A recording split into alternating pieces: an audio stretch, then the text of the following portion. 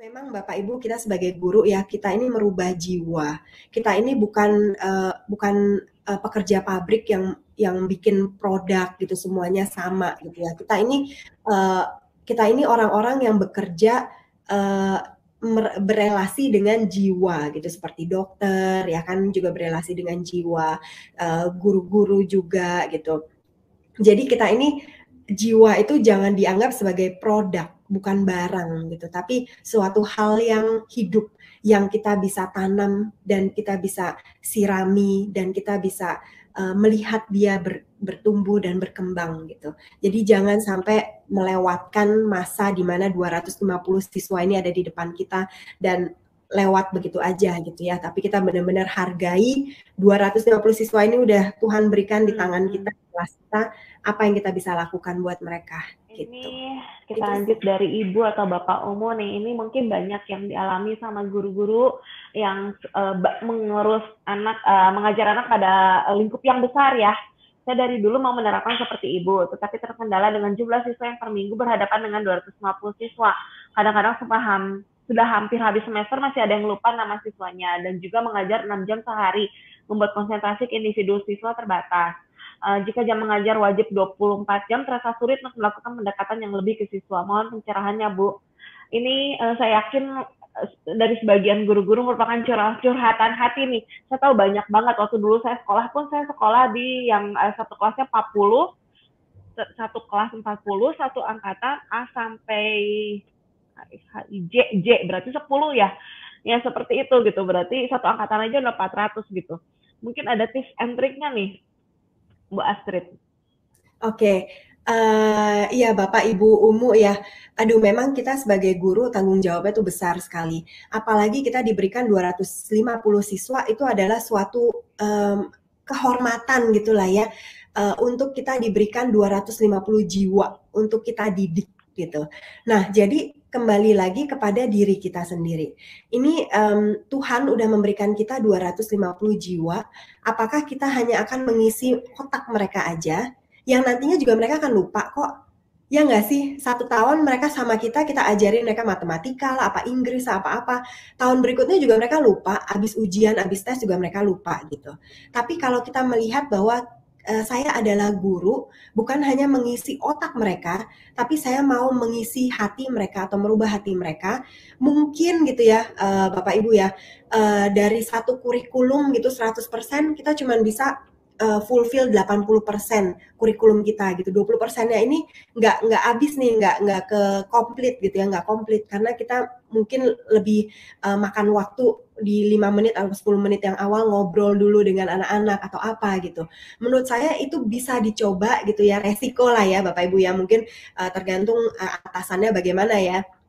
Tapi itu adalah suatu hal yang mungkin bisa kita investasikan gitu. Saya selalu kalau untuk anak-anak PAUD ya di tempat saya mengajar, saya selalu mengingatkan kepada guru-guru saya, kamu jangan hanya fokus kepada kurikulum. Kurikulum akan selalu ada, kurikulum akan selalu kamu kerjakan gitu. Tapi anak-anak itu hanya ada di kelas kamu selama 1 tahun. Apakah kamu akan melewati masa mereka itu 1 tahun di kelas kamu di maksudnya tuh di tangan kita gitu loh, anak-anak ini 250 Hmm. anak ini di tangan kita gitu. Jangan sampai mereka cuma datang ke kita untuk belajar terus pergi, datang ke kita untuk belajar pergi gitu. Dan tidak ada uh, apa ya memori yang indah bersama kita gitu. Kalau mungkin dalam 1 jam gitu mata pelajaran kita bersama mereka, coba 5 menit yang awal kita main apa jokes gitu ya.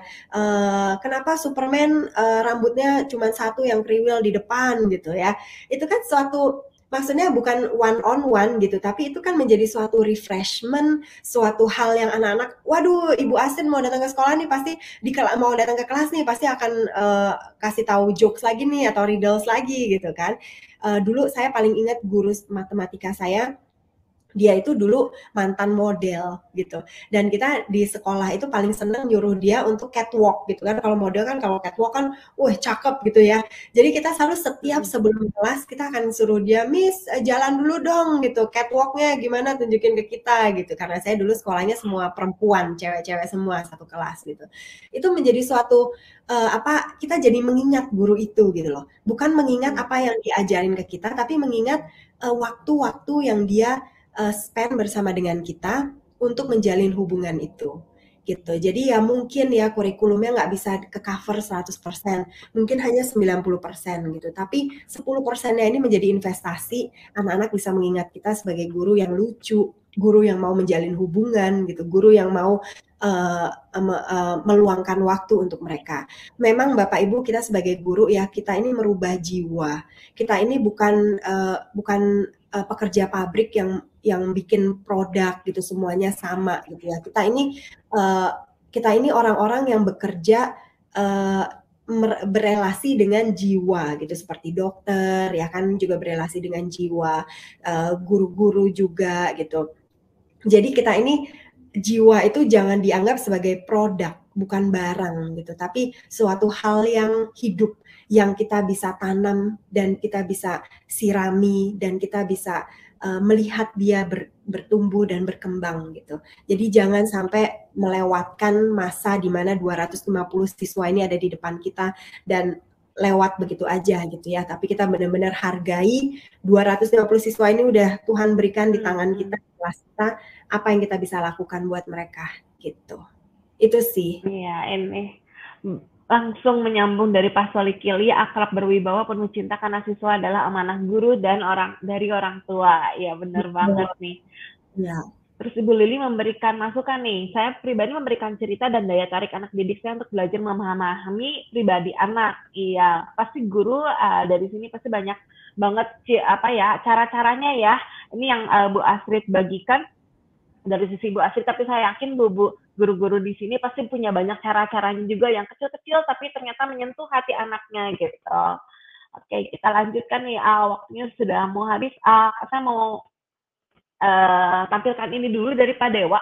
Benar Bu, karena setiap anak adalah unik, jadi mempunyai pribadi yang berbeda tiap anak, jadi dalam beri pelayanan harus berbeda pula. Iya, betul banget.